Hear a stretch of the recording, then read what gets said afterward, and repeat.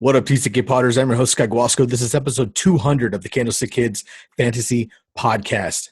I'm humbled by the support from you listeners and the participation from current co-host Lukas Kaser, former co-host Daniel Stancato, and Ryan Curly-Para, as well as all the accounts and individuals who have played an incredible role in building the TCK Pod brand.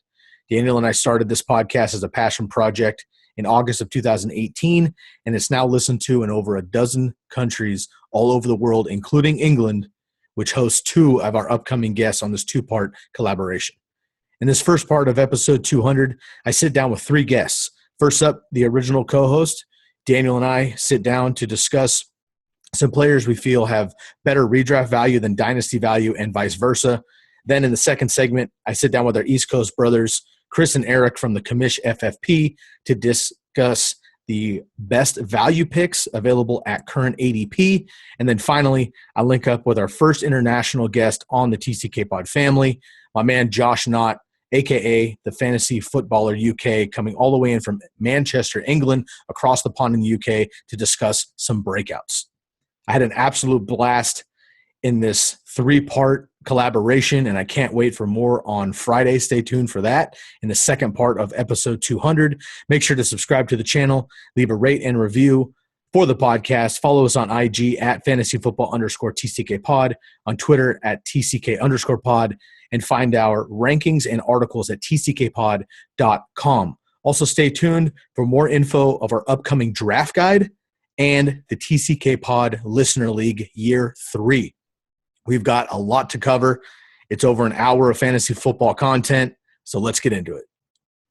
Ladies and gentlemen, we are so excited. The first guest of the 200th episode of the TCK Pod, the Candlestick Kids Fantasy Podcast, the original OG, the original co-host of the podcast, my man, BFF 4L, childhood homie, Daniel Stancato, back in the place, out of retirement, to come in and guest appear on the podcast for the Big 200. My man, thanks for making some time. It's great to see you. What's up? Always a pleasure, man. Yeah, I sort of I'm on this trajectory where I kind of appear every few months or so to spout off some nonsense to you all. But yeah, it's good to be. Every time I get a chance to come on the podcast, it's always a treat. Appreciate it, man. Always a pleasure, never a chore, as we say. And I'll save a lot of it. Longtime listeners know Daniel already. If you don't, Daniel and I literally grew up childhood buddies down the street from each other. We've been playing Little League and shit. His dad was one of my first coaches ever at about 8-9 years old. Love your parents. And Go Bisons. Other Go Bisons, that's right. And furthermore, we did start the podcast with our buddy Curly a few seasons ago, and it has grown now into the TCK Pod brand, the Candlestick Kids Fantasy Podcast, and it's been an absolute pleasure. So you're onto other things these days in life, so you're not able to do it full time. And obviously, we brought Lukas Kaser in, who's been fucking smashing. No complaints there, obviously. No, he's way smarter than me, folks. Way smarter. He's been doing a great job, but we had to bring you in, man, to kick it back. So, hey, these are going to be quick, segmented episodes. We've got 6 people coming on for the 200th episode, as I mentioned in the intro. Let's get right into it, dude. We'll save the fluff for another podcast. What we're going to do here with you and I is we're going to break down the difference between redraft value and dynasty value as of drafts this season. Okay, so obviously Dynasty is a whole different conversation than redraft in general, but this particular draft season as we come into the summer, the draft is behind us, free agency is behind us, rookies are placed. We're going to talk through one position each for one player per position, I should say, each of better redraft value this year, but not so much in the Dynasty long-term per se. And then we're going to flip the script on the second half, and we're going to say better Dynasty value long-term, but maybe not redraft for a number of reasons. So without any further ado, man, it's a pleasure. Let's have some fun. I'm going to let you kick it off. Of course, give me a quarterback here that has maybe better redraft value this year, but maybe not so much Dynasty value moving forward, and why. Yeah, so I'm gonna go with, which I think may be kind of a hot take, which is Deshaun Watson. And first of all, before I get into him, I could say I could have gone with any number of aging past their prime quarterbacks that obviously still have value now but won't in a few years. Could have gone with Brady, could have gone with Matt Stafford. There's any number of directions I could have gone with this, but I wanted to sort of I guess have a little bit more of a hot take, if you will. But Deshaun Watson, I'm kind of fading to some extent in both redraft and dynasty, but I'm fading him more in dynasty just because I'm incredibly worried about the direction of the Houston Texans. I think Bill O'Brien, in my opinion, has zero business making the teams to see. He may be a fine coach, but he's, in my opinion, completely useless as a GM. And ultimately, he's now has to rely on, even just this upcoming year, he has to rely on two admittedly really talented and insanely fast receivers, Will Fuller and Brandon Cooks. You could throw Kenny Stills in that as well, who I still think is actually underrated, quite frankly. But all these guys have a ton of injury history. And just in general, I think as long as some combination of Fuller, Cooks, Stills, and Randall Cobb can be healthy this year, I still think he has value this year in redraft leagues. That's why I put him in this category, is just because even though I'm worried about the injury history, I'm also worried about David Johnson. Obviously has a lot of question marks as their new, I guess, bell cow running back. So I still think he's easily in the top maybe 6 QBs just based on pure talent alone. This, just for the record, is purely about the situation, nothing to do with the player. I love Deshaun Watson. I hate doing this because he's on my dynasty team. But I wouldn't, quite frankly, be in love with anybody on the Houston Texans in terms of dynasty, just because I think that team is headed in a really lousy direction. I don't really trust anything that's going on over there. So that's why I put him in this category. He could totally, I mean, obviously he's still young, insanely talented. If he ends up in another situation or the Texans turn it around, this could be a totally moot point. Yeah, I agree with you. I think it is a hot take only because, Deshaun Watson is immensely talented. However, I think, I can't really agree with any of your points as to why. They have a tough schedule. David Johnson's going to have a tough schedule. We don't know what version we're going to get. He was number 4 with the Cardinals last year, running back 4 before he got hurt. And then Kenyon Drake came in, obviously, and dominated. So we don't know what we're going to get with David Johnson. And I get you, any of those receivers could get hurt and be done for the season. Concussion away, ACLs, all sorts of injuries. I'm concerned as well. Deshaun Watson might be the bright spot for the Houston Texans moving forward, but I agree with you that it's very, very uncertain right now. Obviously, losing DeAndre Hopkins doesn't hurt anybody, or doesn't help anybody, I should say. So I'm with you there. Kind of a strong take right off the bat, but I hear your reasoning there. So you're not interested, dynasty wise, redraft wise. You're willing to take a stab. I'm almost willing to take a stab if solely on the basis of the fact that he's just that good. And after you get past what I think the top 5, which is basically Jackson, Mahomes, Prescott, Russell Wilson, Kyler. Maybe. I would say I kind of rank Kyler and Watson in roughly similar terrain. But Kyler obviously has a lot more weapons to play with. So I still think Watson is talented enough to be in that top run. So I still think he's worth taking a flyer on. But I just until that team turns it around and starts making some better decisions, I don't really want to invest in anybody over there for a long-term investment like a dynasty league. Fair.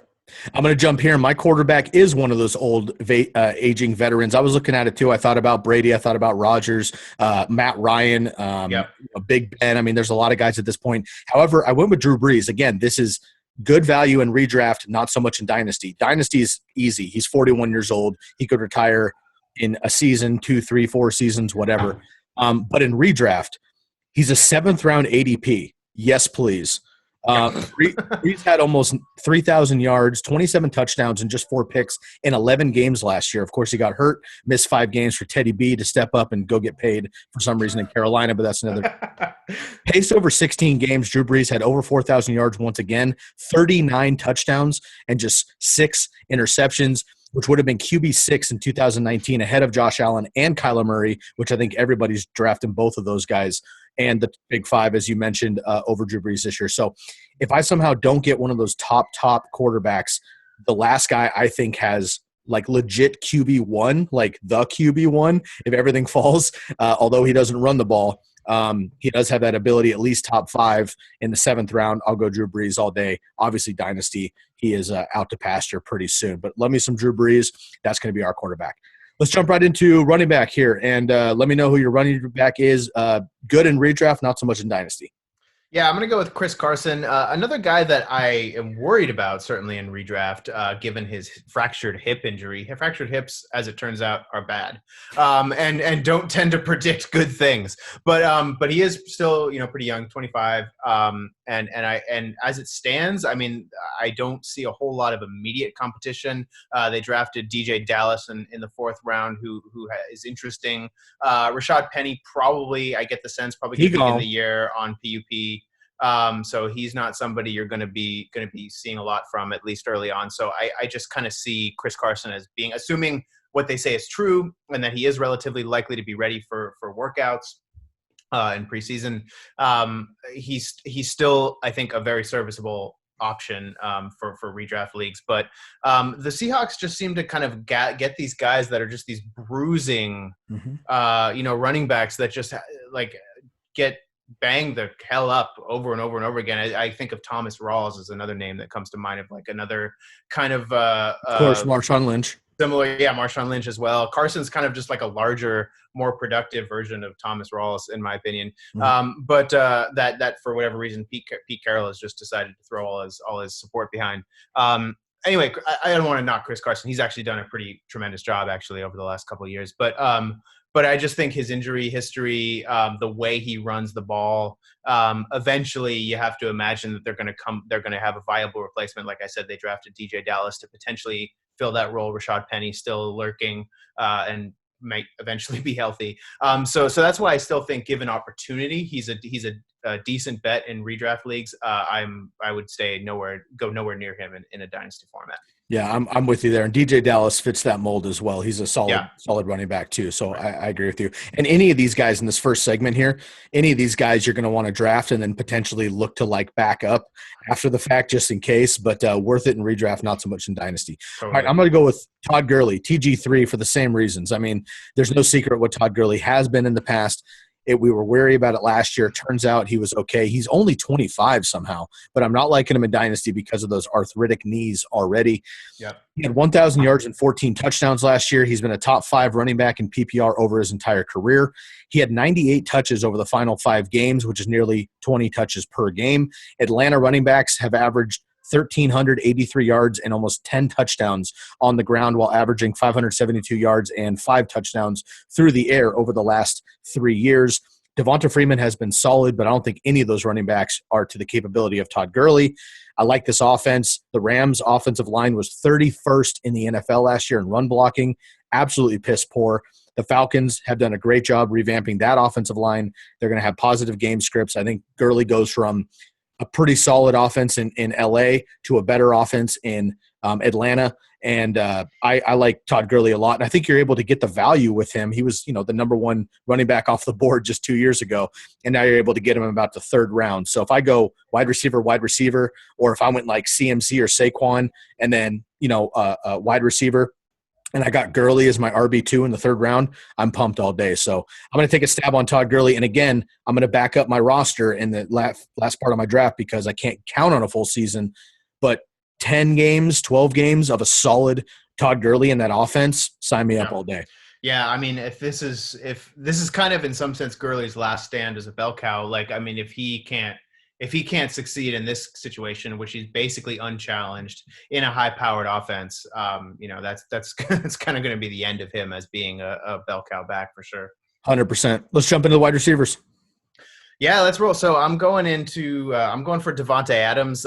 This is, I think, in some sense, I perceive this as one of the biggest differences in redraft and dynasty, unless he gets moved. The Green Bay is most certainly seems to be shifting to just a run heavy, ground and pound approach. He's obviously this upcoming year, he's still got Aaron Rodgers, who is still good and obviously has insane, almost unparalleled, insane chemistry with Devontae Adams. So he should be, in my opinion, he's probably the 2nd or at worst 3rd wide receiver off the board in drafts this year. But I just don't like where the Packers are going in terms of the type of team they're turning into.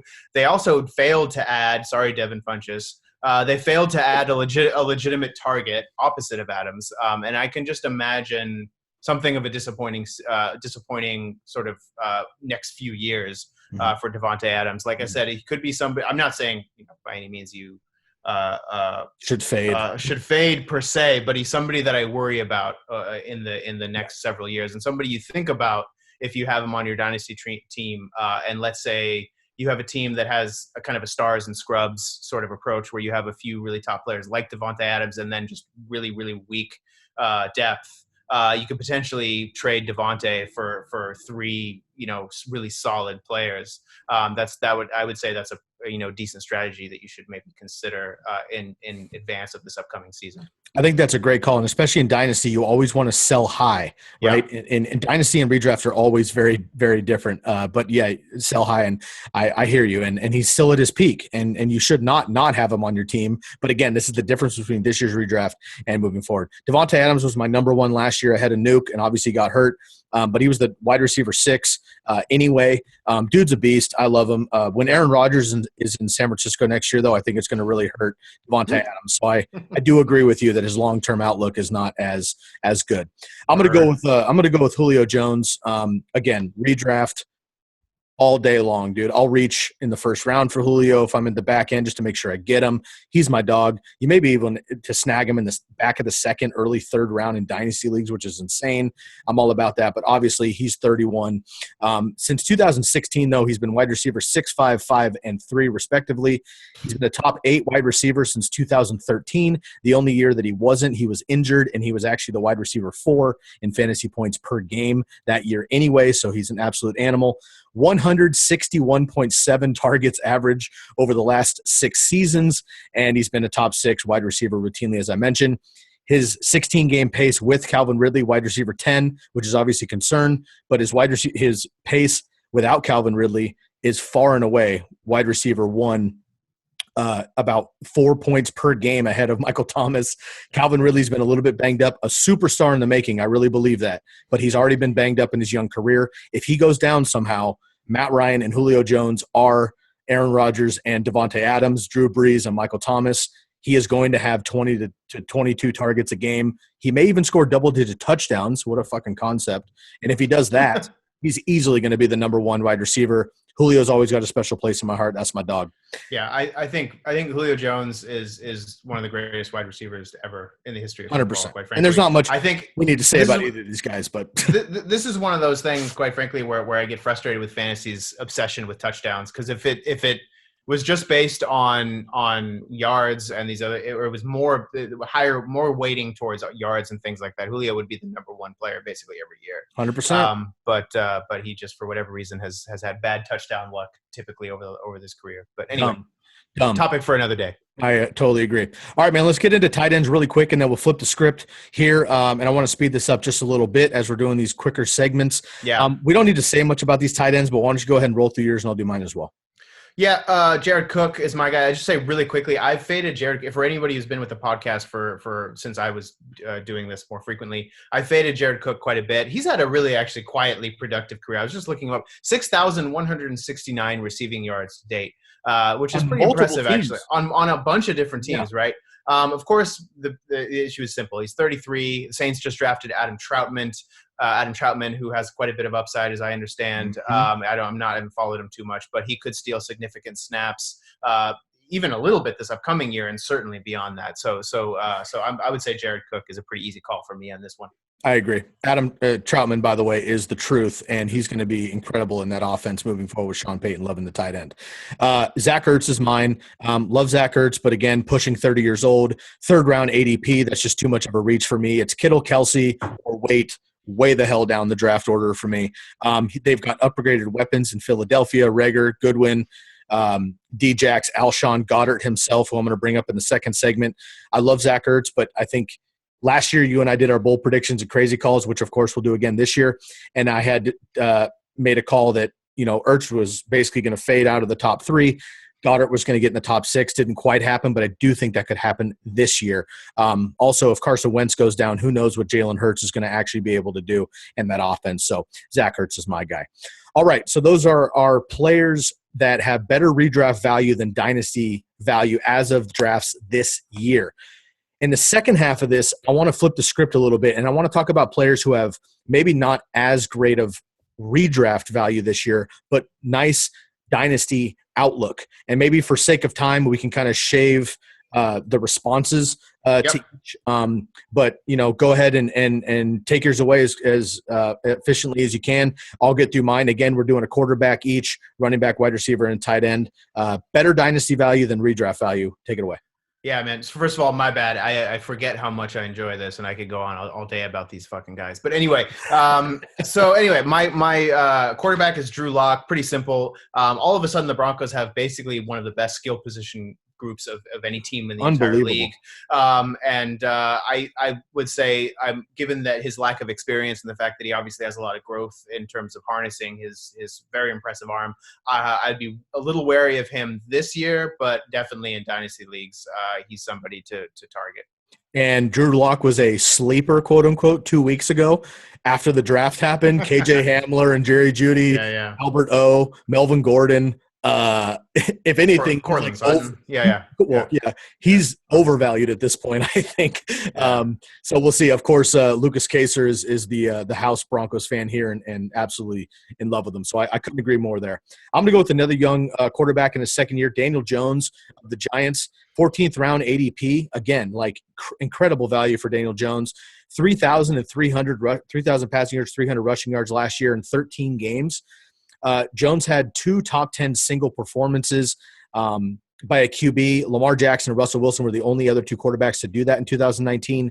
And he did not have one single game last year as the Giants quarterback with Saquon, Evan Ingram, Shepard, Tate, and Slayton all healthy at the same time. If that were to happen, he's easily a top 10 quarterback in my opinion. And last thing to add, of course, they have Jason Garrett, who is a longtime Cowboys coach, now with the Giants. Dak Prescott was QB 6, 10, 11, and 2 under Jason Garrett. So I think that helps tremendously. I love Daniel Jones and that value. Again, this year, we'll see if all those pieces stay healthy and they can mold. I think he's a good value this year. Long term, though, I really, really believe that Daniel Jones is the truth, and he adds that rushing element that we love in fantasy football.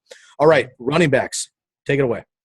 Yeah, I'm going to go ahead and go with Lev Bell here, and this is sort of maybe a hot take, but this is almost entirely based on the idea that I think he's going to not be a New York Jet after this upcoming year, and thus will escape Adam Gase's incompetence, and he's still 28. I mean, it's crazy to think that Lev Bell is still not that old, and still probably has some good years left in him. So he's somebody that I would absolutely be targeting despite his lackluster 2008, 2019. I think you might be in for another kind of frustrating year if you hold on to him through this upcoming year. But I still believe that if he ends up in the right situation, I'm not sure that he's quite Pittsburgh Steelers Lev Bell, but I think he's very easily still a extremely valuable running back who's capable of carrying a lot of the load. So he's somebody I'm just looking at after this year to hopefully escape the clutches of Adam Gase and his horribleness as a coach. 6th round ADP in dynasty leagues right now because people are like, he's old, he's shitty, the Jets are bad, Adam Gase sucks, he's not Lev anymore. Yeah. I'm a non-Lev Bell guy.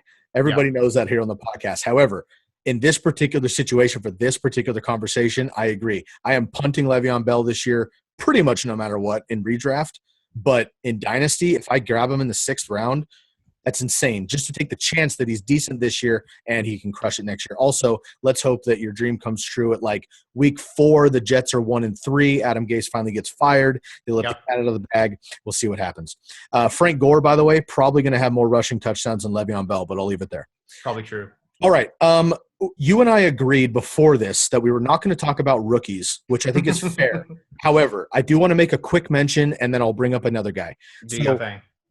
We're not going to do rookies because they don't have anything in the NFL to compare to. There's one guy, though, with the value and the ability and the long term that I think I really want to make sure is on people's radars, and that's J.K. Dobbins of the Ravens. Now, DeAndre Swift, Jonathan Taylor, Cam Akers, and the rest of these guys are getting drafted far higher, and they have a better opportunity this year. J.K. Dobbins is a beast, and he's going to be Mark Ingram for the next 5 years after this year. So I'm not excited this year, but moving forward I am. 10th round ADP. I think he could be this year's Alvin Kamara. I've mentioned multiple times on this podcast. I got Alvin Kamara in the 10th round many years ago, kept him in a keeper league, and he helped me go undefeated in a league because it was just insane value. That could be J.K. Dobbins this year. Ravens running backs had 393 rushing attempts last year. Evan Ingram Mark Ingram, I should say, had 202 of those and 15 touchdowns. 10 rushing, 5 receiving. I think J.K. Dobbins gets some of that.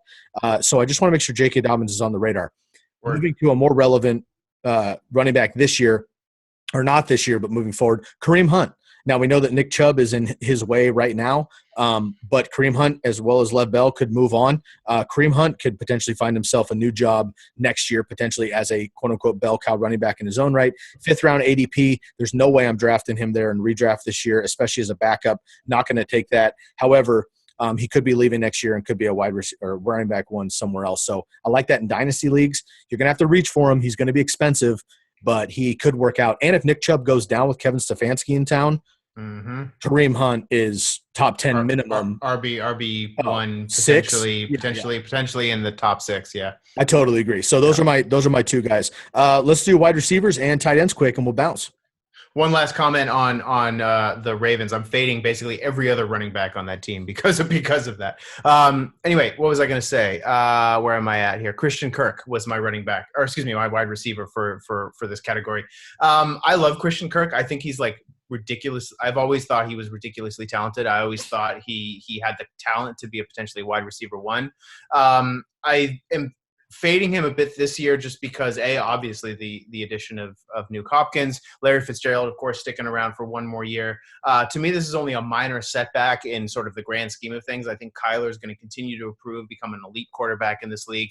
And I think there's going to be more than enough to go around to support 2 high-quality receivers over there. So I love Christian Kirk long-term. This year could be a little dicey, but I still love the talent. I still love the youth, and I love the team in terms of what that offense is capable of going forward. Of course, you and I are diehard Niner fans. We are supposed to root against the rest of the NFC West. However, the Cardinals and the maybe not so Bungles are 2 teams I'm going to be rooting for just because this year, because I really, really like their trajectory as a general NFL football team. So we'll see what happens there. I like that call. All right, my wide receiver with better dynasty value than redraft value this year is DK Metcalf. 22 years old, 5th-round ADP, not going to be doing that this year. Also, the schedules just came out. He has one of the toughest schedules among wide receivers in the NFL this year. Not excited. Long-term, though, I would get all the DK Metcalf I could possibly have. 100 targets as a rookie is very unusual, and he was able to do that last year. That's only 10 less than Tyler Lockett in comparison. Right. 900 yards, 7 touchdowns already as a rookie. He set the rookie playoff record with 160 yards in a playoff game. He's one of 10 wide receivers to top 60 yards in 9 separate occasions in 2019, again, as a rookie. He just needs to get a better catch percentage, 58 receptions on 100 targets. That's obviously not going to cut it. But he was a raw receiver who got a fucking knee scope 2 weeks before the season started last year. I'm all about DK Metcalf, and I think he surpasses Tyler Lockett this year. And something tells me Russell Wilson's getting a little pissed about knowing that he's a top 3 quarterback in the league and Pete Carroll not letting him be. So yes, as much as Aaron Rodgers, I think, kind of goes like against the grain this year, Russell Wilson could too. And if that's the case, DK Metcalf could be Julio Jones if they turn him loose. And he has a physical profile. I think it could happen. Love me some DK Metcalf. Not in redraft, but in Dynasty, I'm all about it. I was just going to say that Julio Jones is like the perfect comp for him. And yes, Russell Wilson is arguably the best quarterback. Doesn't have quite the dual threat weapon of a Lamar Jackson, but he's the most accurate quarterback in the league, hands down. He used to when he was younger and he was running more. When he was younger, for sure. Yeah, no doubt. Moving on to tight end. So I'm going to go with Irv Smith of the Minnesota Vikings. And this is pretty simple. Sneaky. Kyle Rudolph ain't going to be around much longer, and he's not that good. And Stephon Diggs is gone, so his target share, even with Kyle Rudolph being a threat, I think actually, quite frankly, even in redraft leagues, his target share is probably going to go up. But certainly beyond that, once they get rid of Kyle Rudolph and he becomes the lead dog in terms of tight ends, I could see him becoming easily a tight end one, potentially even a top 5 or 6 tight end.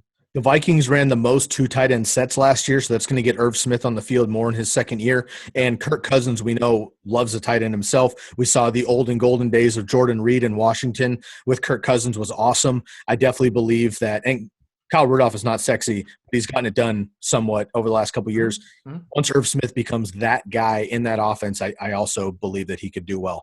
All right, I'm going to move on to our last one, and we'll get out of here. I mentioned Zach Ertz already in the Good redraft value this year, but not so much dynasty, obviously. The reason for that is Dallas Goedert. So I'm going to talk about Dallas Goedert here. Not so excited about him for redraft, but love him in dynasty. 25 years old still. 12th round ADP. Again, you basically get him for free once the rest of your roster is already filled up. Why not get a top 3 to 5 tight end this year and wait on him for a year or two? I would love to do that. 58 receptions, 607 yards, and 5 touchdowns as a backup. That's better. That's tight end 10 as a backup. I think he's going to be just fine. If Zach Ertz does happen to go down, Dallas Goedert's top 5 minimum. And again, if anything moves on with Zach Ertz moving forward, or Carson Wentz goes down and the dynamic changes there in Philadelphia, I think there's extra room for Dallas Goedert. Now, the same thing where they have new weapons in Philadelphia. I know that hurts kind of both tight ends, but Zach Ertz, I think, is maybe a couple years away from making a change or fading or whatever. And once that happens, Dallas Goedert is bigger, faster, stronger, and younger than Zach Ertz, and I love him in the value that I can get him in the 12th round. If I were to sit on him this year, even getting Zach Ertz, dealing with it this year, and getting the rare tight end handcuff this year, Dallas Goedert in the 12th, I think, is a steal. Indeed. I got both of these tight ends in my Dynasty League, so I'm pretty thrilled right now. Smart, my man. Yo, we're going to cut out, and we're going to get to the rest of our crew for the 200th episode. Daniel, it's always a pleasure. I miss you, my brother. I hope you're all doing well. Shouts to the family, and we will have to do this again very soon because you and I do have about 75 hours of fantasy football to catch up on. So we'll get back to it real quick, man, and we miss you here on the TCK Pod. Right back at you. Thanks, man. Appreciate it. All right, ladies and gentlemen, we are back. This is the second segment of episode 200. We're bringing in good friends, good family, good brothers, East Coast, West Coast brethren of the podcast, Chris Benavides. Eric, first time on the TCK Pod. Welcome in, my man. Good friends, the Commish Fantasy Football Podcast. Gentlemen, how are we doing this evening? Doing all right, man. I appreciate the invite as always, and I dragged Eric along with me today. I'm excited to be on finally. I mean, I've heard a lot about this guy. I mean, I listened to your pod. Dude, it's an honor to be on. Thanks for having me. I appreciate you coming on because for a while I thought you were just dodging us. I thought it was like a personal but Chris made sure that it was not, and I'm glad to see that it isn't. So I'm very happy to have you on, and we'll have to get Alex back as soon as possible as well. So yeah. I appreciate you guys. Hey, before we get into this, we obviously are good friends at this point, and we rep each other on each other's podcasts quite a bit. But from the horse's mouth, please let us know where we can find everything Commish related. Yeah, absolutely. So, I mean, definitely, go check out the podcast. That's, why we're in business, basically. So it's the Commish Fantasy Football Podcast on Twitter and on Instagram at the Commish FFP. Eric handles the Twitter side. I handle the Instagram side. So if you're arguing with one of us, you at least know who you're arguing with. I love that you guys do that too. Lukas is on our side as well, and he handles a little bit of the Twitter. And Eric, yeah. I think you do a great job on the Twitter, man. You have great engaging posts and nice feedback as well there. So well done. Awesome, boys. Well, per the rest of these segments, we're going to try to keep it as quick as we can, and we're going to go best value players. So these are players that it's not necessarily do we like them overall, are we hankering to draft these guys per se. It's more just like looking at the value of where they're getting drafted right now in early drafts in May, and trying to figure out where we can scoop that value of where they might end up at the end of the season. So as the guest of honor, you guys please take it away. And why don't you give me your quarterback for the best value so far at current ADP? All right. So I'm going to take this one. Eric's going to handle the tight end and running back spots. I'm going to handle the QB and wide receiver. So my QB that I think most people can probably get at ADP value is Matt Stafford. So for a number of reasons, and I'm just going to go down a list of numbers I want people to sort of crunch on, and then I'm going to put it in context of where he sort of stacks up in relation to his sort of quarterback brethren. So right now, if you go and check out Matt Stafford's relative ADP, he's coming in at somewhere around like 1920 as the overall QB. ADP somewhere around like the 129.7. He's getting picked at around the 705 mark. Sporting News had him at number 16. The best spot that I've seen him is Fantasy Pros at number 13, which is probably where I like him.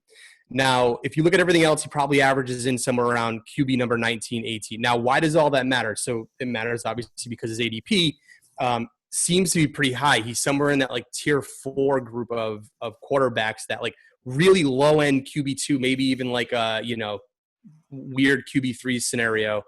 Why does that matter? So it matters because last year before he got hurt, he was 4th in overall points per game. So he was averaging somewhere around 21.45 points per game. He was 0.09 points behind Patrick Mahomes in the season. So that just puts it into context as to actually how dominant Matt Stafford was.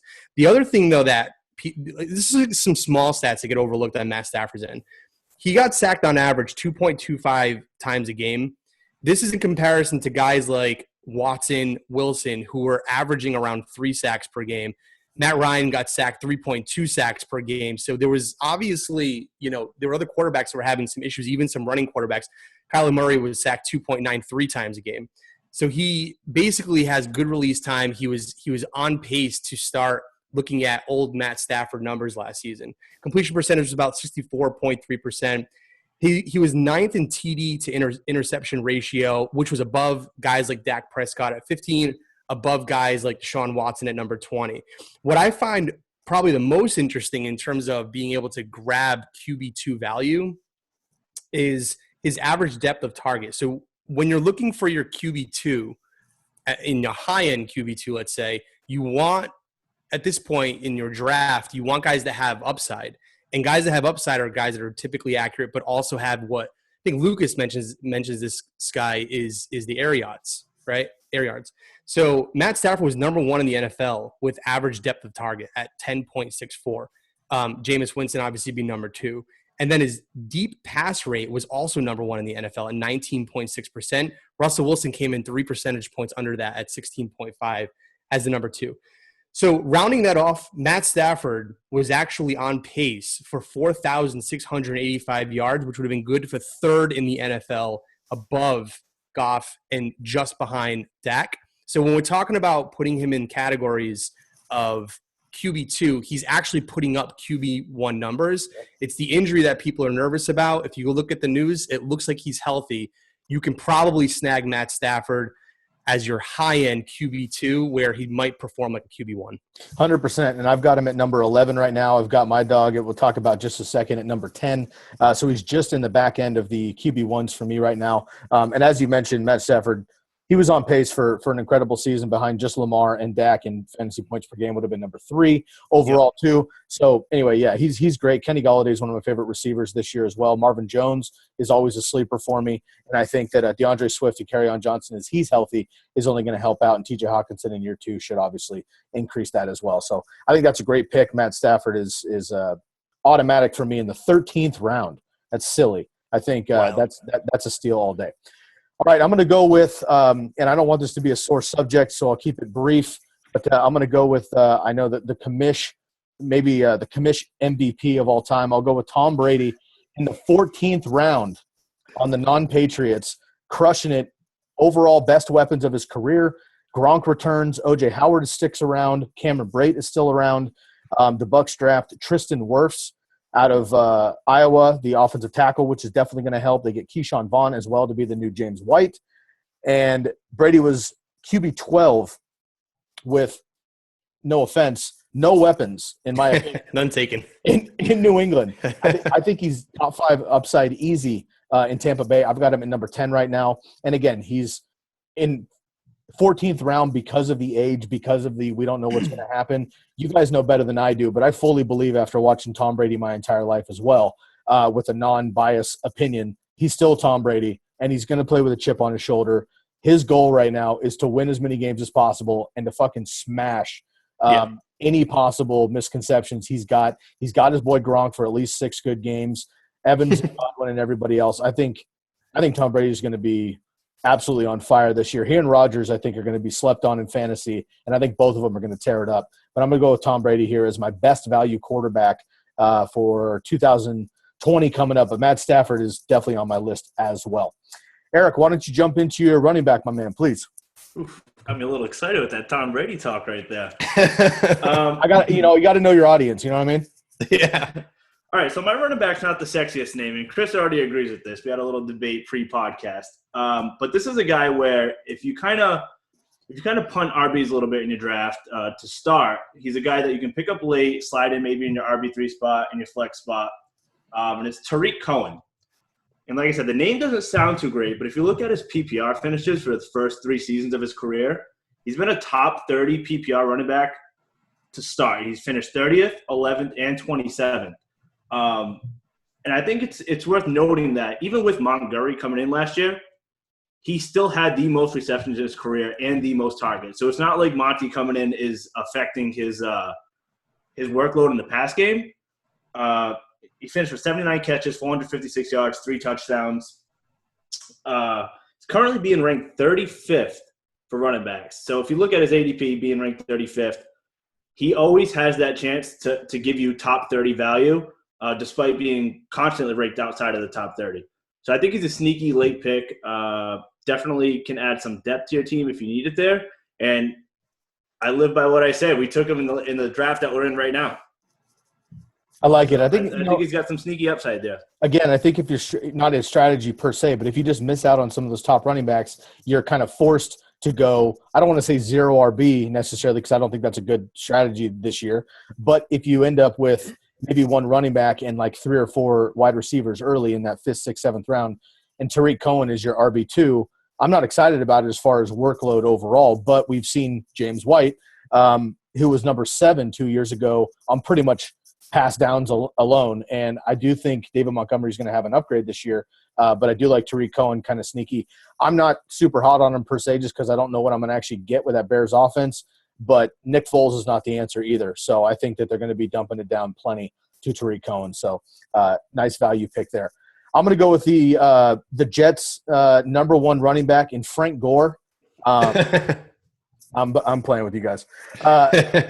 I'm going to go with Raheem Mostert here. 9th round ADP currently. We know that last year, obviously, there's a 4-headed monster in San Francisco. And Tevin Coleman was the starter last year. Jerick McKinnon was going to be the guy. Matt Breida was the guy. Raheem Mostert was basically 4th in line. And I mention as often as possible, not to toot my own horn, but just to bring the reality of the situation. I said on the podcast this time last year that Raheem Mostert was the guy. And I knew that before he broke his arm in half on national television against the Raiders a couple years before that. But he's just the most talented in the backfield, I think, other than my boy Jeff Wilson Jr. So I'm not worried about Jerick McKinnon. Tevin Coleman already is a good second-tier guy, a change-of-pace guy, if you will, but he's not going to be that bell cow. Shanahan starts him because he feels obligated with their time in Atlanta. But Mostert is the guy. Run through it really quick here. Last year, he had a career year, obviously, but he had the same amount of attempts, but he did more with them last year. So 772, he had 14 receptions, 180 yards, and 10 total touchdowns. But he was a running back 1 from weeks 13 on, and he paced as the running back 6 in PPR and running back 2 in non-PPR from week 13 on through the Super Bowl. We saw him go absolutely bananas, as Alex would say, I believe, in the conference championship game against the Packers. 220 yards, 4 touchdowns. The Packers are pretty soft against the run game. Nonetheless, they needed to win that game. The Niners run the ball the best in the league, other than maybe the Ravens. And the Titans, they absolutely smash. And I think that as long as Mostert is healthy, I think he's going to be that guy this year. Don't believe McKinnon will stay healthy. Coleman just frankly isn't a threat at this point, and Jeff Wilson isn't going to get the love that he deserves. So I like Mostert as an RB1, in my opinion, in the 9th round, and you're probably going to get him as your 3rd or 4th running back with huge upside, in my opinion. Now, of course, as a 49er, you can't bank on him getting you 20 touches a week, but he can do a lot more with 12 than most running backs in the league. So I like Raheem Mostert there as my value pick for the running back. Let's get into wide receivers. Chris, we'll turn it back to you here for your best value wide receiver. All right, so my best value wide receiver is on the team that I think is going to have the best outbreak season for offense, and that is on the New York Giants, Sterling Shepard. Now, I don't think he's going to be the most productive offensive weapon. I think that'll probably be, outside of Barkley, Darius Slayton. But that being said, I think Sterling Shepard is going to make people very happy if he comes in at a wide receiver 3 option. The reason I say that is because right now, if you go to Fantasy Football Pros, they have him as a tier 6, number 40 wide receiver. Last year in his 10 games, now he did get hurt, so there's a bit of a pattern here to the picks that I have. Both Stafford and Sterling Shepard both hurt, so it's probably getting downgraded in their value in terms of the way people are ranking them for draft. But last year, he was number 20 in points per game at 14.8 points, which is actually, that's incredible. That's good wide receiver 2 numbers. Not even talking flex. That's pretty solid. He was ahead of guys like Pro Bowler Jarvis Landry. He was ahead of John Brown, Tyler Lockett, Cortland Sutton, Stefan Diggs, Michael Gallup, A.J. Brown. He was ahead of all of these names that are right now obviously being projected above him, which is fine. I have no qualms with these guys having higher ADP value, but because he is at ADP number 40, you're going to get production like these types of players as your most likely your number 3 wide receiver on the bench. So if you lock up those two wide receiver spots, I like that. I like having the number 40 as a potential upward of number 20. The other thing, though, and this is interesting, is that Shepard, Tate, and Slayton never played a single game together in 2019. So it will be interesting to see that dynamic. And then you throw in Evan Ingram. My guess is that there probably will be a lot of those Julian Edelman dump-off passes to Sterling Shepard. He's still a young guy. Like, he's only like 27, 28 years old. He's not Golden Tate. So that's not going to be, Golden Tate, I don't think will be used quite as much as Sterling Shepard should be.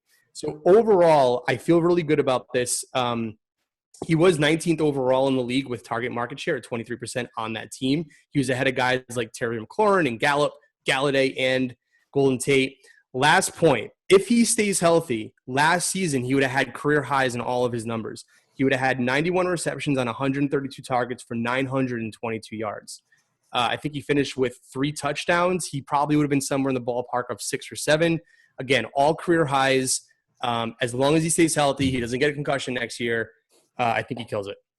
I agree. And the next segment that listeners are going to hear is the third and final segment of this first section of the 200th episode. That's with my boy Josh, all the way from Manchester, England, the Fantasy Footballer UK. And we're going to talk about Daniel Jones and Darius Slayton, who I picked as 2 of my breakouts. So cool. Just going along with the idea that the Giants are going to make a big splash in the NFC. The other team in the NFC I think breaks out is the Cardinals for obvious reasons as well. Awesome. I couldn't agree more, man. I think that's fine. My only issue with Sterling Shepard is, as you said, none of those 3 receivers had a game together. Saquon and Evan Ingram never had a game with them either, right? Right. So there's a lot of mouths to feed, which I think helps Daniel Jones tremendously. I just wonder how Sterling Shepard and Golden Tate are going to eat off of each other as they kind of play similar positions.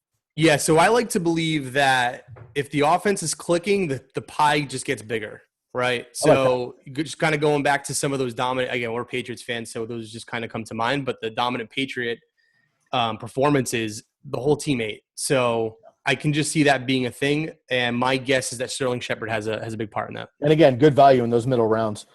Most definitely. Another guy for me, I'm going to go with the middle rounds as well. Kind of a, also part of a 3-headed monster, if you will, maybe 4 depending on how the Rams go. And that's Robert Woods in the 5th round, ADP. Kind of been like sleepy value his whole career, essentially. He's kind of quietly led the Rams in targets the last 2 years, with Kupp just behind him there. Last year he had 90 receptions, 1,134 yards, and just 2 touchdowns. So career highs across the board, but just 2 touchdowns. We know that Jared Goff likes Cooper Kupp down in there. Obviously, they had Todd Gurley as well with 14. Cam Akers, I think, is awesome, but he's not Todd Gurley. Darrell Henderson and Malcolm Brown obviously are not Todd Gurley, or they wouldn't have gone to get Cam Akers.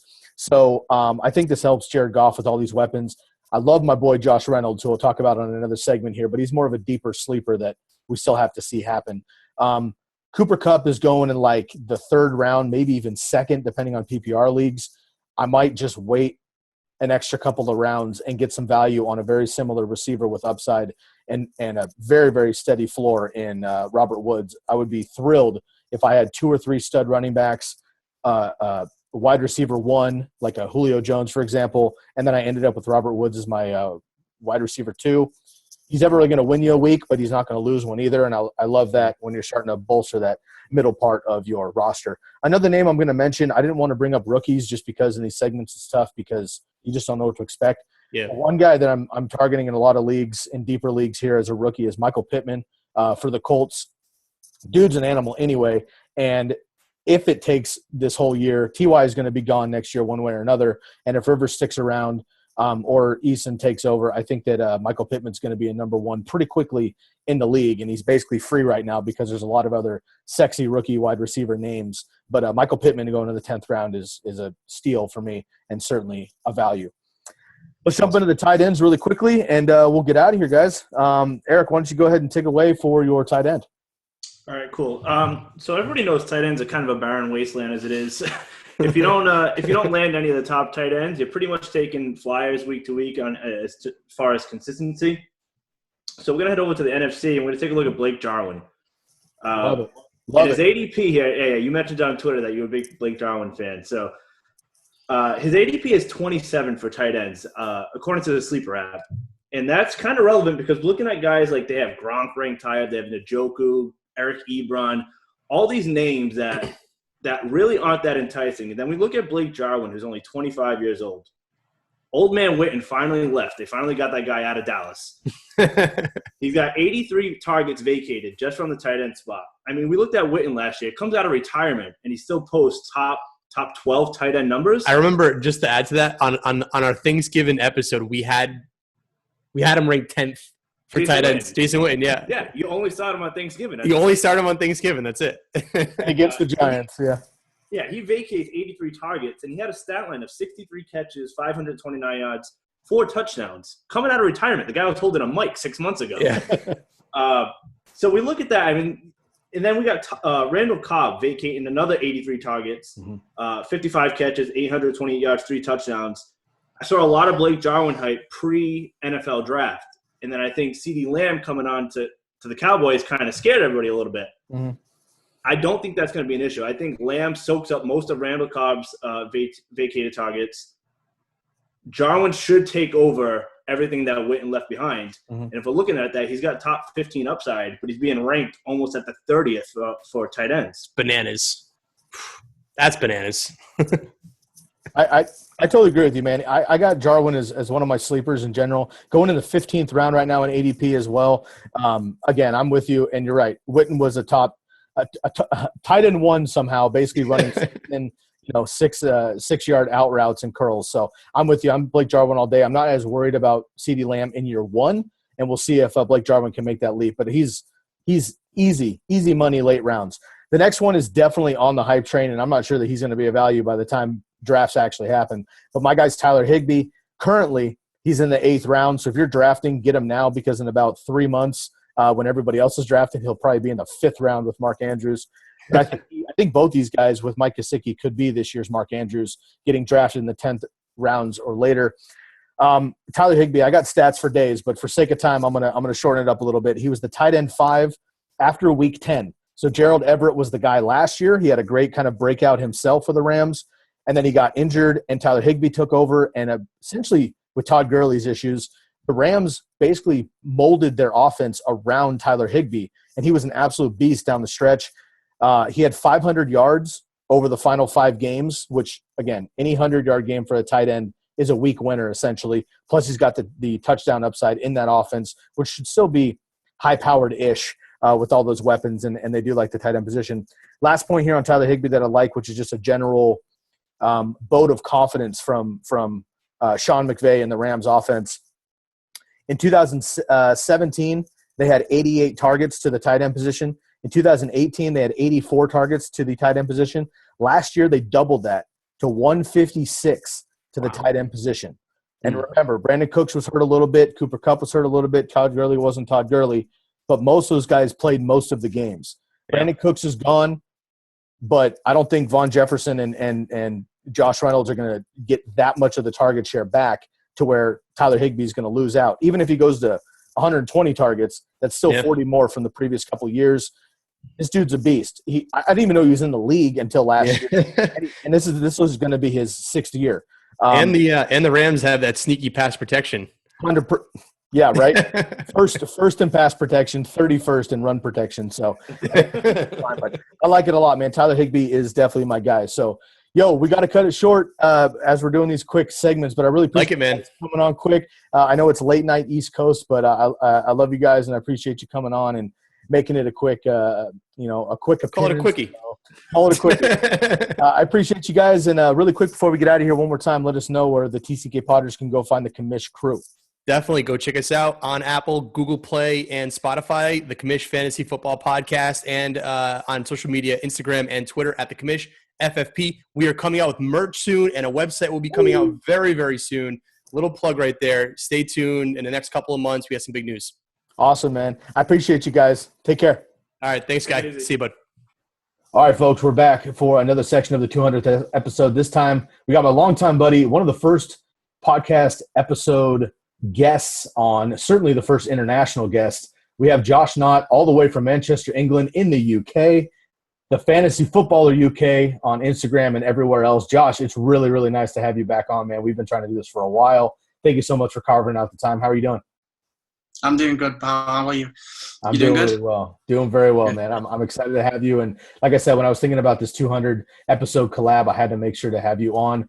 First of all, you were the first, international brand that we had on the podcast, but also just really one of the first guests in general. And you and I had connected through Instagram and then finally had a video. And, I was just very, very impressed with how you came on the first episode when we were breaking things down last summer with the statistical breakdowns and the analytics and everything, which, of course, Lukas and I love here on the podcast. So you definitely came correct, man, and I appreciate that. And you've had a great account up on Instagram for quite a while. One of the first ones in UK that I know of for fantasy football. So I want to make sure that all my listeners are going to find you as well. So please let everybody know really quickly where they can find you, and let's get going. Yeah, so on Instagram is kind of my main platform. So at the Fantasy Footballer UK on Instagram. We've also got a Facebook handle as well, the same one. And we're actually starting up a YouTube channel very soon, which is at the Fantasy Footballer UK. So you can just search that or search hashtag FFUK Nation, and it should come up as well. So hopefully going to start recording in the next couple of weeks, get that set up, and start bringing some nice UK content to you guys from the US as well. You got it, brother. Right on, man. Well, we will get on to that. We'll make sure that all our followers go and give you a subscribe and a follow on IG as well. All right, brother, let's get right into it, man. These are quick segments again, so let's knock it out. We are breaking down some breakout candidates. So these are players who are going to outpace what they've done in the NFL and or fantasy football so far in their career. So some of these guys are second-year players who only have a rookie year to compete with. Others are veterans who have a number of years, but they have a new opportunity. They have a new team, whatever it may be. So they're looking to outpace their NFL stats, but also their fantasy stats so far in their career. So I'll kick it off here with the quarterbacks. And per usual, we're going to do one position each, one player per position each, and we'll knock this out. I'm going to go first here. Daniel Jones, who I had actually mentioned in a previous segment with Daniel, as far as players that I think have great, dynasty and redraft value. So the listeners have heard this a little bit, but for this segment, I wanted to bring him back. 3,000 yards, almost 300 yards on the ground as well in just 13 games last year. He did not play a single game with Saquon Barkley, Ingram, Shepard, Tate, and Slayton all on the field at the same time. He now has Jason Garrett coming over from Dallas, who was with Dak Prescott, who Dak Prescott was a top 6 to 8 quarterback each year. He played under Jason Garrett, so I love that for Daniel Jones. Just his second year out of Duke. I think he's going to have a huge stride. And we're going to talk about another player on his team that I think is also going to break out this year at the wide receiver position. But for me, Daniel Jones is an easy pick with the value too, going right now in the 14th round. I think that's going to raise as the summer goes on. But I really like Daniel Jones. Also in fantasy football, we love those quarterbacks that add that rushing element, and he does as well, again, with almost 300 yards. I think he could be closer to 3,500, 4,000 yards with 16 games, and he could get over, 4, maybe even 500 yards rushing. We're talking about Josh Allen at that point. You can get him in the 14th round right now. So I like Daniel Jones a lot at quarterback. Yeah, I think his upside's quite good. I think now they've added Dion Lewis behind Saquon Barkley as well. That's quite good because last season they didn't really have that much depth in terms of pass catching running backs. So they now got Dion Lewis back over from Tennessee, and you've obviously got Saquon Barkley. So he has got that upside. The only thing I'm slightly worried about is his fumbling, but that's obviously his rookie campaign, so you can't really pin too much like that on a rookie. My breakout is Kyler Murray. So I know quite a lot of the fantasy community have kind of said Kyler Murray is going to be a big blow-up year this year. And I'm kind of under the radar, but on the radar, riding that bandwagon. He's been drafted in the 5th round, which is quite high compared to where most quarterbacks are being drafted. But in his rookie campaign, he had over 500 yards rushing, which, like you said, is kind of a main thing that we really, really like in fantasy football. But I actually did a bit of comparison to Lamar Jackson's rookie campaign. So I know Lamar Jackson didn't play 16 games, but what I did do is I did an average based on passing attempts. So if Lamar Jackson did the same passing attempts as Kyler Murray did in his rookie campaign, he would have had just over 100 more passing yards. He would have had 1 less touchdown and 2 less interceptions. So, but basically the exact same numbers in the rookie campaign, just obviously spread out over a full campaign. And I think Kyler Murray now with DeAndre Hopkins in his 2nd year, he's only going to get better. They're passing way, way more than we would expect, especially from a rushing quarterback who's under 6 foot like Kyler Murray. I think there's nothing but sky for that guy. So I totally agree. I love Kyler Murray as well. Right now, he's in my top 4 quarterbacks. I think he is for most people. And behind Mahomes and Prescott, or behind Mahomes and Jackson, it's basically Prescott or Murray for that number 3. Yeah, I've got him top 4. So love it.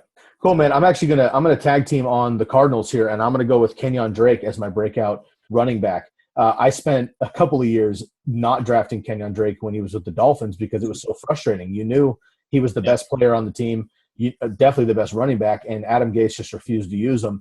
Well, he finally gets traded over to Arizona midway through the season last year, over 800 total yards and 8 touchdowns with Arizona in just 8 games. I love that. The Cardinals drafted Eno Benjamin, who I actually like, Arizona State. Obviously, they're in the Pac-12 with the Ducks, so as a Pac-12 guy, I watch a lot of Arizona State ball. But Eno Benjamin, I think he's going to be a change of pace guy with Chase Edmonds.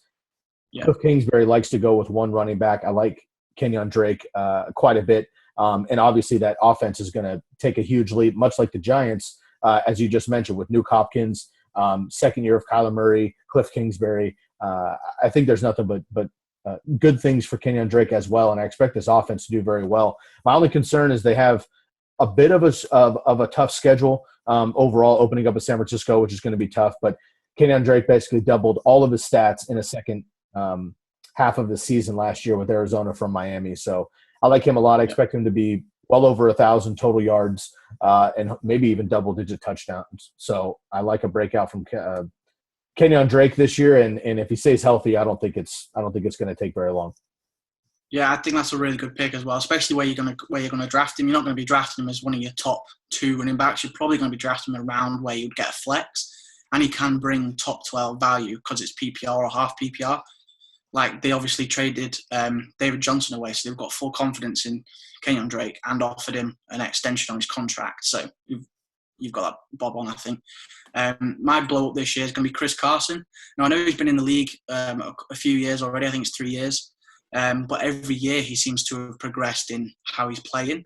He's been more used in the passing game. In his 2nd year, he had around 20 receptions. Last year, he had 37 receptions. So even if you have it kind of 30, 35 receptions, that's still a decent amount in PPR. Obviously, they didn't really add any kind of value in the draft at running back behind Chris Carson other than Rashad Penny that's been there for a few years. I think this year is probably his best year for running. I've got him started out at around 256 PPR points in full PPR, which would have put him at 9th at the end of the season, which I think where you're going to get him kind of mid-3rd round, I think for someone like that, he's going to be invaluable to someone, especially if you go wide receiver heavy in the first 2 rounds. I think he could be a really good steal, especially if he starts dropping, because people like that, because they don't see the PPR value, he could drop to the end of the 3rd, early 4th. So you could end up getting him on the turn with someone like Miles Sanders, who's going at around the same point. Yeah, I like that. And you may even be able to drop him in the 4th round too, because while he does catch the ball a little bit, he's not a pass-catching back, as you would say. I like Chris Carson a lot too. I think that the Seahawks are going to throw the ball a lot more this year. I love Russell Wilson. He's number 5 for me right now at quarterback. But DJ Dallas out of Miami, he's solid, I think, but he's a change of pace guy. And Rashad Penny, he might even start on the PUP may not even play this year. Exactly. So if Marshawn Lynch comes back, that's obviously going to hurt Chris Carson, but we don't know that that's going to happen yet as of this podcast, at least. So I like Chris Carson a lot. Why don't you double up, man, and go with your wide receiver here as well? Yeah, so my wide receiver is a bit further in the depths of the draft. So my wide receiver to break out this year is Deontay Johnson from the Pittsburgh Steelers. He's being drafted at the moment at the early to mid 11th round. So basically, he's just a dart throw at the end of your draft. And steal. For a pass-heavy offense that the Steelers will be when Big Ben is back, every year that he's been healthy, he's been in the top 3 in pass yards and pass attempts. So we know he's going to throw the ball, and we know that they can support 2 top 15 wide receivers when they had Antonio Brown and Juju. So we know we can get the volume. Obviously, they've got James Washington and Claypool that they drafted in the rookie. But I don't see either of them two really competing with Deontay Johnson. Last year, he was able to kind of get over 30% wide receiver 2 numbers, which compared to a lot of the rest of the league, don't even get wide receiver 2 numbers even 20% at the time. It was just the amount of attention that he got targets-wise. Obviously, he had Devlin Hodges and Mason Rudolph throwing him the ball. And, I mean, I'm pretty sure I could get rubbish numbers through them. So, no, I think Big Ben's going to be a huge, huge value for Deontay Johnson. And I think he's going to be a league-winning wide receiver because you're going to get him so late. I agree. Claypool could definitely cut into that, but, people are saying he might be tight end and all this other stuff, whatever.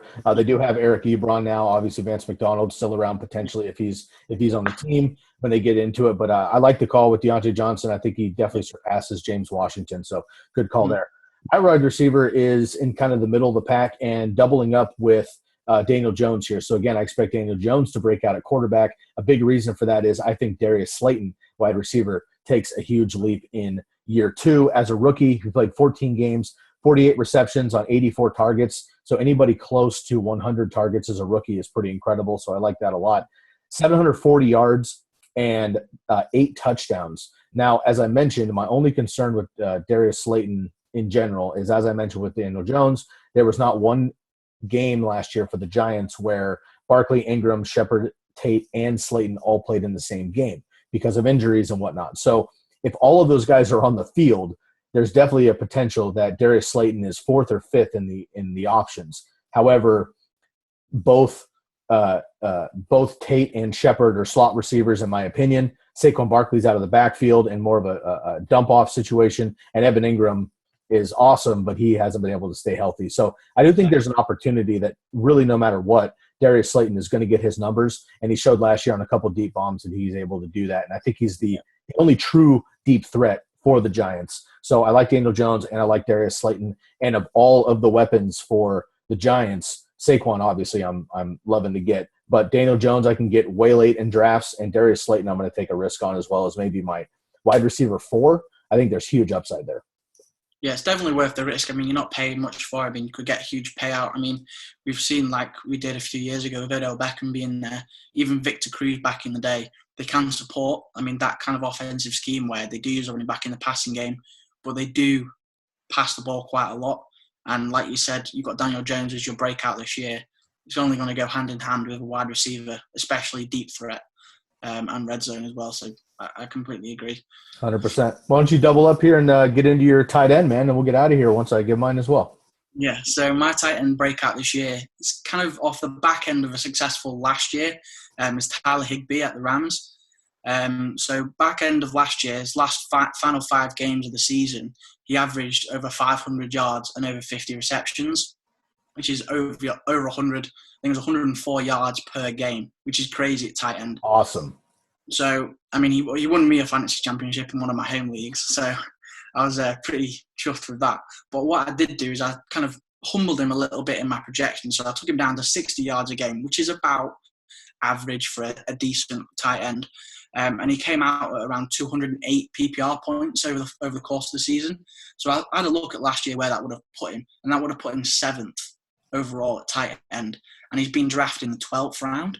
So if you can go wide receiver and running back heavy in the first kind of 7-8 rounds, and then get a steal of a quarterback back at the single-digit rounds, and then you don't even have to get a tight end until the double digits like Tyler Higbee. And I think he really could be a huge, huge value. He finished 16th he's been drafted as 16th overall this year. So 16th drafted tight end, and he could finish as a 7th. I think he could finish even higher. Jared Goff has been an absolutely pass-heavy monster the last couple of seasons, over 4,000 yards in both seasons. And now Todd Gurley's gone. They haven't really got a true pound-it running back. Cam Akers was drafted, but we haven't really seen anything yet. Obviously, he's a rookie. And then, obviously, Darrell Henderson. Again, we didn't really see much out of his rookie campaign. He is a pass-catching back, so I think they're going to go much more pass-heavy. Obviously, Brandon Cooks went to the Texans. So their only two wide receiver passing threats is Robert Woods and Cooper Kupp. I think Tyler Higbee, they flexed him out similar to how Travis Kelce gets flexed out for the Chiefs. I think he could be a similar type of player because he's not a big, huge body like a Gronk where they just throw the ball up. He's a refined route runner. So I think he's got a similar output to what Kelce could have, maybe a little bit humbled. That's why I've got him kind of late singles, 7th, 8th overall at tight end. I agree. I've got him in my top 8 initial rankings as well. The only concern, of course, is Gerald Everett, but I don't think, obviously, he got outpaced last year, so I'm not worried about that. One player for the Rams that I have in another segment on this is Josh Reynolds. I think Josh Reynolds is going to be awesome. Obviously, they have Van Jefferson as well, so there's other options for the Rams, but I agree with you that Tyler Higbee is a unique style tight end, kind of a George Kittle, Travis Kelce, athletically and body build, and similar to my guy Mike Gesicki, who I'll get into in one second. So I like that call a lot. I think Higbee's going to be great. And also for you, last year it feels good as a fantasy owner to have Higbee as you picked him up off of waivers, I'm sure, last year, and he went and helped you win the league. So that's a good taste in your mouth versus some of these guys that burn you, and then you have to come back another time and try again. So I like that call a lot. Another one in kind of that impressed in the back half of the season that has kind of a positive recency bias is Mike Gesicki for me for the Dolphins. So he ended the season with 6 or more targets in 8 of his final 9 games, and he scored all of his touchdowns 5 over the last 6 games. So obviously I love that. Now, mind you, that is when Devontae Parker was also crushing it, right? So Miami had no run game last year, so obviously that's going to change a little bit with Matt Breida, coming in down there and Jordan Howard. But Tua is a whole other conversation. I don't want to dive into that too deep on this one. But Fitzpatrick, while he's in there, he's going to fucking chuck it. We know that. Tua is going to get his chance potentially if he's healthy, but I don't think it's right away. And we know that Fitzpatrick does like the tight end, and he's going to be able to target him. So Gesicki is able to basically double all of his stats, 51 to 22 on his receptions, and 570 yards to 202 as a rookie, and then again 5 touchdowns last year, none as a rookie. So I think he's going to be a big part of this Dolphins offense, who outside of Devontae Parker don't really have a lot of weapons. I do like Preston Williams, he's all right, but at the same time he was hurt, so it'll be interesting. But I like Mike Gesicki a lot to shine in year 2, and again I think he's just one of these super late tight ends that he could totally bust because we don't have a track record. However, it's worth. I mean, if you punt tight end the entire draft, you could get maybe Mike Gesicki and Tyler Higbee in the 13th or 14th round. One of them's going to work. Get them back to back, and you could swap them out per matchup and all that stuff. So I like both these picks, actually, Tyler Higbee and then my guy, Mike Gesicki. Yeah, I do like Mike Gesicki this year. Obviously, Preston Williams in his first few games when he was healthy playing for the Dolphins, he got quite a few targets. But then again, 2 is a whole new conversation, like you said. So we have no idea. Rookie quarterbacks usually favour a couple of targets. They don't really spread it around as much as we'd expect of veterans. So as long as Mike Gesicki in camp seems to get the best friend tag with Tua, then you never know. He could get peppered even more than we project. So I think it's all down to the next couple of months and what trends we see. And you never know. Tyler Higbee and Mike Gesicki could end up going up in ADP just from news reports, because obviously it's still only early May at the moment. I think both those guys could be this year's Mark Andrews, and I'm willing to take the risk on that in the 12th plus round. Awesome, Josh. Well, again, nice and quick, man. I appreciate you. Those are the breakouts as of May. We might do this all over again in July. It could be a totally different list. But, Josh, it's always really, really nice to have you on. Please let us know one more time where we can find all of your content. Yeah, so main platform's Instagram at the Fantasy Footballer UK. Same handle on Facebook. And like I said earlier in this video, we're starting up a YouTube channel really soon. Next couple of weeks, we're going to start recording and getting some content out at the Fantasy Footballer UK and hashtag FFUK Nation on all platforms. Make sure you give us a follow, comment, like, all the stuff that social media guys do. Really appreciate it. DMs are always open. Happy to be here. Happy to talk some fantasy football for a change. Not really had a chance to talk to a few people about it over here. So, yeah, it's nice to break down some players. I got it, brother. It's always nice to be across the pond. I appreciate you, man. Again, one of the first guests we had, period, on the TCK pod, and certainly the first international guest, which has opened doors for some other folks too. So appreciate you, man. You're kind of a pioneer in the UK fantasy football landscape. So blessings to you, man. I appreciate your work, and I know that the TCK podders are going to go and help you out and support. So, Josh, let's do it again real soon, man. I appreciate you. Of course. Stay safe, buddy. See you later.